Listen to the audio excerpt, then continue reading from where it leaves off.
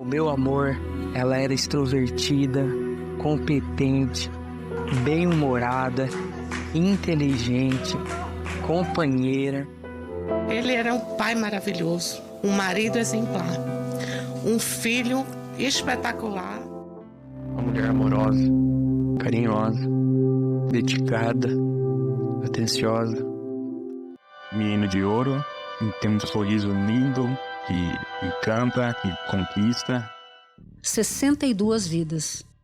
Perdi minha filha, uma menina que me ajudava em tudo. O sonho dela era me dar uma casa.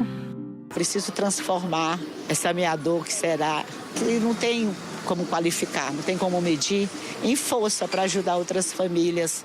Vítimas do maior acidente aéreo do Brasil dos últimos 17 anos.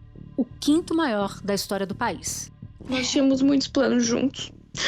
Não consigo acreditar até agora. Ainda não caiu a minha ficha.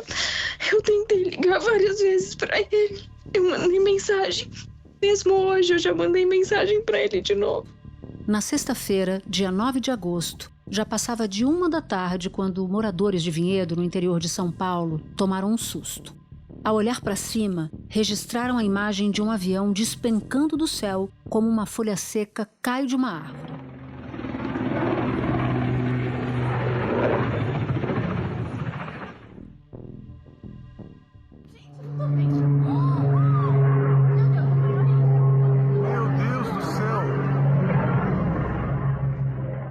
A dona da aeronave é a empresa Voipass, a 4ª maior do setor no Brasil, de acordo com a ANAC, a Agência Nacional de Aviação Civil.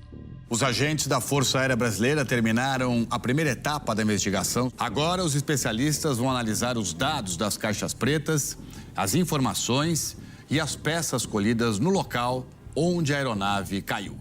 Com este acidente, 2024 tornou-se o ano mais letal da aviação brasileira da última década.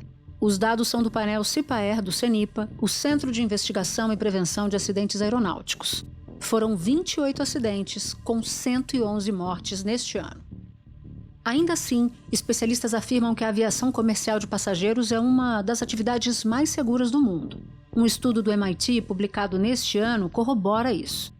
O Instituto analisou acidentes no mundo todo, de 2018 a 2022. No Brasil, o risco de uma pessoa morrer em um voo comercial é de 1 em 80 milhões.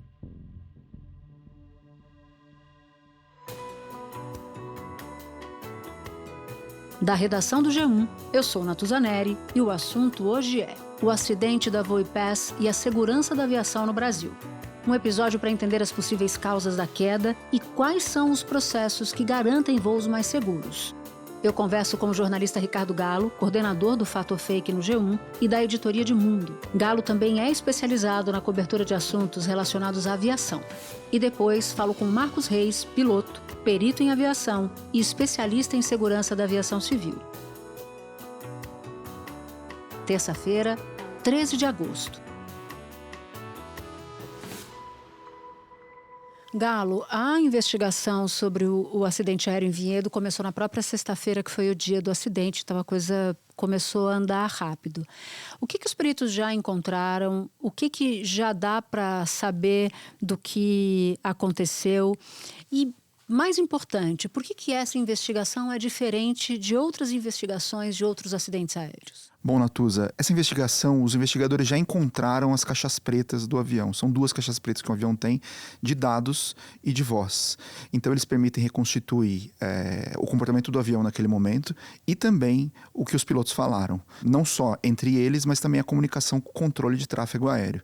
Então, isso está recuperado e, segundo o CENIPA, o estado é bom. Então, isso é positivo no sentido de vai ser possível reconstituir o que aconteceu ali. Uma das caixas grava os sons da cabine, tudo o que os pilotos da aeronave disseram. Essa análise pode mostrar se e quando os pilotos perceberam um problema. A gravação revela ainda alarmes e outros ruídos que podem se tornar indícios para a investigação. A outra caixa preta grava em centenas de arquivos cada parâmetro do voo: velocidade, aceleração, altitude, ângulo e quais dispositivos de emergência foram acionados. Conseguimos com sucesso extração de dados e voz de ambas as caixas pretas que se encontravam dentro da aeronave. Os investigadores também devem procurar nas fuselagens eventuais ondulações ou alterações muito específicas. Elas podem indicar quais áreas da aeronave sofreram mais tensão antes da queda. Os peritos da aeronáutica já sabem que nenhuma peça se soltou durante a queda do avião, o que reduz as chances de o acidente ter sido causado por uma falha estrutural. Faltam peças para você encaixar nesse quebra-cabeça, mas as informações disponíveis estão lá. Além disso, os vídeos gravados permitem que você reconstitua e tire algumas conclusões sobre a dinâmica da queda. Por exemplo, não é visível ali nenhuma peça que tenha se desprendido do avião durante a queda. Nem a fumaça, por exemplo. Por exemplo, dá para ouvir barulho também. O barulho indica que há motores funcionando. Eu não sei se os dois ao mesmo tempo, mas quando o vídeo permite você identificar esse barulho, né? Dá para você ver o motor funcionando. Então já se sabe isso. Além disso, por exemplo, essa dinâmica é importante porque ela é diferente de outros acidentes. É comum em falhas estruturais o avião se despedaçar no ar. Então cada peça vai parar num lugar. Isso tem um trabalho adicional de busca dessas peças. Por exemplo, já aconteceu acidentes em que isso aconteceu. No caso do acidente da Air France em 2009, o avião caiu no mar e a caixa preta caiu no mar. Foram 2 anos, quase 2 anos entre o acidente e a recuperação da caixa preta. Tem um impacto disso para a investigação. Não é possível detectar completamente ou reconstituir completamente o comportamento do avião, nem as eventuais conversas entre a tripulação. Ter sabido disso foi fundamental para elucidar o que aconteceu naquele voo. No caso do voo da Malaysia, em 2014, em que o avião simplesmente desapareceu e poucas peças foram achadas, pouco se sabe daquela dinâmica do acidente. Então, o fato de você ter à mão um avião relativamente íntegro no chão, sim, ele se espatifou, mas as peças estão lá, com os 2 motores, com a parte de trás do avião, com as caixas pretas, e você tendo acesso às conversas, eventuais conversas do controle de tráfego aéreo, os investigadores têm à mão todos os elementos possíveis para conseguir elucidar. Tem aí um tempo possível, é preciso que você demande um tempo disso. Vai haver um relatório inicial, que foi prometido para daqui a 30 dias, e depois o relatório final. O relatório final deve levar mais ou menos uns 2 anos para que seja divulgado. Quais são as hipóteses mais prováveis? Bom, Natuza, dá para reconstituir a partir da queda do avião, você consegue inferir algumas coisas. O jeito que ele caiu, então ele estolou, ele perdeu a sustentação em pleno voo e ele cai como uma pedra, sem controle. Já se sabe a situação climática naquele momento. Que era de muito frio. Que era de muito frio e formação de uma formação de gelo não muito comum, chamada de gelo severo. Então isso acontece quando está muito frio. Outros pilotos que passaram pelo mesmo trecho naquele dia enfrentaram esse problema. O boletim da meteorologia, de fato, mostrava formação severa de gelo no trajeto que o avião ia percorrer. O ATR é um turbo-hélice, uma classe que voa justamente nas altitudes onde o gelo costuma se formar. Não é uma mesma altitude, Natuza, em que voa um jato comercial de passageiros. Esse avião voa mais ou menos a 5.000 metros. Um avião, um Boeing 737, um Airbus A320, voa mais ou menos a 10.000. Então ele está mais suscetível a esse tipo de formação. Então você tem um avião específico, uma formação específica, numa situação muito peculiar. Então, hoje é possível dizer que o tempo e a dinâmica do que aconteceu com o avião em relação ao clima pode ter contribuído para esse acidente. É claro, isso depende de investigação, tem vários fatores relacionados, mas uma coisa que é possível você afirmar é olhar o histórico desse avião com incidentes e acidentes sob condição de gelo severo. A posição que a fabricante toma em relação a esse tipo de coisa. Esses elementos já estão levantados. Houve 4 acidentes com morte relacionados a gelo severo, envolvendo aeronaves ATR-72 ou 42. São de uma mesma família. Um é menor, outro maior. O primeiro deles foi em 94, com o American Eagle, e esse acidente resultou em uma repreensão tremenda dos investigadores do NTSB, a autoridade americana, esse avião caiu nos Estados Unidos, em relação à autoridade de aviação de lá, a ANAC de lá, a FAA, em relação a quem liberou o avião a voar, que foi a autoridade de aviação da França, esse avião é francês, e esse avião ficou suspenso, ficou sem voar por bastante tempo, porque ficou demonstrado, mais que qualquer responsabilidade da tripulação, o avião reagia mal, graças à formação, ao perfil da asa, ao perfil aerodinâmico da asa, ele reagia mal a condições extremas de clima. Houve melhorias, houve um aprimoramento do sistema de detecção de gelo, houve treinamento de tripulação. Ainda assim, depois de 94, houve 3 acidentes. Nesses 3 acidentes com morte, ficou comprovado que foi operação falha da tripulação. O avião, ele é seguro para voar dentro de um determinado pacote de voo, envelope de voo. O que é isso? Envelope de voo significa assim, significa que se você voar dentro de determinados parâmetros, essa operação é segura. Então a fabricante assegurou que era a confiabilidade do avião, ele foi certificado, a autoridade de avião do mundo assinaram embaixo disso e ele está autorizado a voar até hoje. Todos esses fatores operacionais devem ser investigados pelos peritos da aeronáutica. Eles já começaram a analisar os motores do avião para verificar se eles funcionaram corretamente.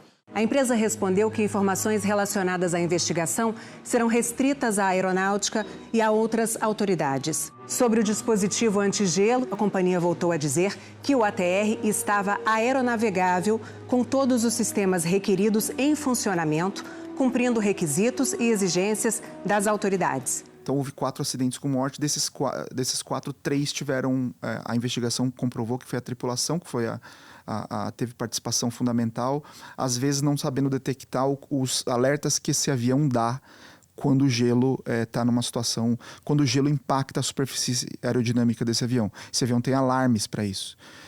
Então, são 2 alarmes que apontam que a situação de voo está ficando degradada em relação ao gelo. Mas tem, né? Um sistema que descongela a asa em situação assim. É um dispositivo que ele infla e aí ele expulsa o gelo. Mas a própria fabricante, e a gente mostrou isso essa semana, a própria fabricante aponta que, sob condições de gelo severo, esse sistema não é capaz de segurar o gelo que acontece em toda a superfície do avião e isso começar a degradar a operação do avião, ou seja, o avião fica mais pesado. Qual é o primeiro sinal que ele emite? Ele emite o sinal dizendo que a performance de voo está afetada, aparece uma luzinha no painel. Se essa situação persistir, aparece uma outra luz no painel apontando uma indicação de velocidade. A recomendação é que os pilotos, então, saiam, eles têm que abaixar o avião, tirar o avião dessa situação de gelo. Eles têm que tirar dali. Se ele não tirar, a fabricante estipula que pode acontecer o giro inadvertido do avião. O avião pode, o que eles chamam no jargão aeronáutico, o avião pode rolar, ele pode ter um movimento de rolagem, ele vira. Ele vira de cabeça para baixo ou ele vira... Ele vira para a direita, para a esquerda, e ele começa a ter comportamentos erráticos e isso impacta na velocidade, na altitude, tem vários efeitos disso. O que a fabricante diz? A fabricante orienta as pessoas, o fabricante orienta os operadores, as companhias aéreas e a tripulação a baixar o nariz do avião, colocar o motor a plena potência para você se recuperar de uma posição conhecida como stall, que é a perda de sustentação. O que a gente viu naqueles vídeos trágicos do acidente de Vinhedo era um avião em condição de stall. Agora, é claro, Natuza, ainda faltam peças para você fechar esse quebra-cabeça. Eu estava conversando com uma fonte que me disse que, além disso, pode ter acontecido uma outra condição associada que pode ter resultado nesse acidente. Por exemplo, é uma hipótese, por exemplo, uma falha de motor associada ao avião estar numa condição de gelo severo. Então, essas duas coisas juntas poderiam deixar em um dos motores do avião uma situação muito difícil para a tripulação recuperar e lidar com isso de uma forma muito rápida. E a fabricante fala que a resposta tem que ser muito rápida. A instrução é que o piloto fique com a mão no manche, desconecte o piloto automático. Lembrando que avião comercial de passageiros anda em piloto automático a maior parte do tempo. Desconectando esse piloto automático, ele fica com a mão no manche para evitar uma condição de rolagem, de giro. Segundo a aeronáutica, não houve pedido do ATR para voar mais baixo. E dados do site Flight Radar, que acompanha voos pelo mundo, mostram o avião nivelado a 17 mil pés, cerca de 5 mil metros. Um pouquinho antes da queda, ele baixa bruscamente para 16.700 pés. Volta de repente para 17.200. Então cai. Claro, a autoridade aeronáutica tem todos os elementos possíveis para investigar, isso vai ser investigado. Por hora são apenas hipóteses, considerando em tudo aquilo que a gente vê. O que dá para esperar desse primeiro relatório que vem em 30 dias? Que tipo de respostas a gente já deve encontrar ali? Vai dar para saber, por exemplo, se houve contato do piloto ou do copiloto com o controle de tráfego aéreo pedindo para descer de altitude, ou seja, pedindo para sair da formação de nuvem, saindo do gelo severo, vai dar para saber isso. Sem perícia, mas é possível saber, talvez, se os motores estavam funcionando adequadamente na hora. Já dá para saber alguma coisa, mas o trabalho mais aprofundado vem depois. O fabricante fala que quando o piloto se encontra nessa situação de gelo severo, ele não precisa necessariamente avisar o controle de tráfego aéreo, que é uma coisa que normalmente os pilotos fazem, avisar o controle de tráfego aéreo. Ele não precisa fazer isso, porque a prioridade dele é voar o avião, ele precisa pôr o avião para baixo. Então tá lá no manual do ATR, tá escrito notify, é para você notificar. Você muda e você avisa. A prioridade da tripulação é descer o avião, é tirar o avião daquela condição, porque aquela condição em determinado momento ela é muito arriscada. E os pilotos dizem que há pouco tempo para fazer isso. De qualquer forma, eu falei com um instrutor de uma companhia aérea brasileira, de ATR, que disse que essa manobra, a manobra de saída de situação de gelo, é uma manobra treinada em simulador, ou seja, o piloto tinha os elementos possíveis para fazer aquilo, não é uma situação totalmente nova. Galo, muito obrigada. Muito obrigada mesmo pelas explicações todas, pelas informações e pelas apurações. Valeu, Natuza, é um prazer. Espera um pouquinho que eu já volto para falar com o Marcos Reis.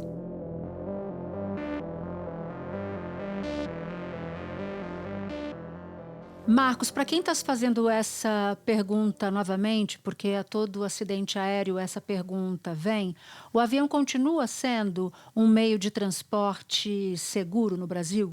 Sim, continua sendo talvez um dos meios de transporte mais regulados e mais vigiados pela comunidade internacional, não só pelo Brasil, no que tange aspectos da segurança de voo. O Brasil ele se submete a regras internacionais em vários aspectos da aviação. Nós somos membros de um órgão da ONU chamado Organização Internacional de Aviação Civil. E essa organização, como eu te disse, é uma agência da ONU que estipula vários mínimos aceitáveis para que os países possam trocar passageiros. Então você tem o aspecto da segurança, da comunicação, da emissão de licença, do treinamento e assim sucessivamente. Então, as empresas aqui, elas são fiscalizadas de tempos em tempos pela ICAO, tá? E a responsabilidade da aplicação dessas regras e da melhoria dessas regras é do governo brasileiro, através da Agência Nacional de Aviação Civil e através do Comando da Aeronáutica. No caso do avião que caiu em Vinhedo, ele sofreu um dano estrutural em março deste ano. Como é que funciona a fiscalização? Porque, tendo fiscalização, esse dano estrutural deveria ter havido providências ou para evitar que essa aeronave voasse, ou para que esse dano estrutural fosse reparado, enfim. Como é que funciona a fiscalização das condições de voo de uma aeronave? Ela funciona também por legislação. Por exemplo, no caso de um acidente desse, é reportado esse acidente à Agência Nacional de Aviação Civil. O avião sofre a manutenção necessária, é revisionado por inspetores da ANAC e por inspetores da companhia aérea e muitas vezes inspetores da fábrica do avião. Em função disso, vai ser emitida uma autorização para esse avião voar novamente. A aeronave prefixo PSVPB já vinha enfrentando uma série de paradas para manutenção. Tudo começou no dia 11 de março desse ano. Naquele dia, depois de o ATR viajar de Recife para Salvador, um relatório oficial descreveu problemas no sistema hidráulico durante o voo e também um contato anormal da aeronave com a pista na hora do pouso. Esse contato anormal foi um choque da cauda do avião com a pista e que essa batida causou um dano estrutural à aeronave, segundo foi relatado no sistema de manutenção da empresa. A aeronave ficou estacionada na capital baiana por 17 dias, até 28 de março, quando voou para passar por consertos na oficina da Voipaz, em Ribeirão Preto. O avião só voltou a voar comercialmente no dia 9 de julho, mais de 3 meses depois. A rota era Ribeirão Preto para Guarulhos. Segundo o Fantástico apurou, houve uma despressurização em voo. No mesmo dia, o ATR retornou para Ribeirão Preto, onde ficou parado mais 4 dias para reparos. No dia 13 de julho, finalmente retomou as atividades, até cair na sexta passada. A única realidade que a gente tem até agora é que o avião entrou em parafuso e veio até o chão do parafuso. Agora, o que causou isso? Foi um dano estrutural? Um problema de mau tempo? Foi um problema de regulação, de fiscalização? Só você juntando essas informações todas é que você vai chegar à conclusão. Porque se o avião estava voando, com certeza ele está certificado para estar voando. Você pode ter certeza disso. Um registro feito no sistema de manutenção da empresa afirma que a batida causou um dano estrutural no avião. Já o parecer final do Centro de Investigação e Prevenção de Acidentes Aeronáuticos, o CENIPA, não menciona a colisão com o solo e diz que os danos à aeronave foram leves. O engenheiro mecânico Antônio Campos, vice-presidente da Associação Brasileira de Manutenção Aeronáutica, explica que os critérios para a liberação de aeronaves que sofreram avarias como essa são rigorosos. O regulamento prevê, são 3 crivos, né? O crivo da própria empresa, que avalia o reparo e vê se ele está previsto ou não. O crivo, às vezes, do fabricante ou da engenharia da empresa, que é um nível superior do mecânico. E o terceiro crivo, que é o da ANAC. Só realmente passando por todo esse rito regulamentar é que a aeronave é autorizada a retorno para voo. A Voipassa afirmou que depois do incidente, a ATR realizou um reparo temporário no avião, o que permitiu o traslado para Ribeirão Preto, onde passou por um reparo definitivo. E que esse traslado teve autorização da ANAC. A Voipassa afirmou ainda que não houve necessidade de atestado ou autorização especial para o retorno ao serviço, porque o certificado de aeronavegabilidade estava válido e todos os reparos realizados. E o piloto e o copiloto eram bastante experientes, né? O copiloto tinha mais de 4 décadas na aviação, o piloto tinha mais de 10 anos de experiência. Queria tentar entender contigo como é que funciona o treinamento desses profissionais, quais são as etapas? Ele tem um determinado número de horas, que existe um filtro desse número de horas que a companhia determina. Eu quero que o comandante tenha tantas horas e quero que o copiloto tenha tantas horas.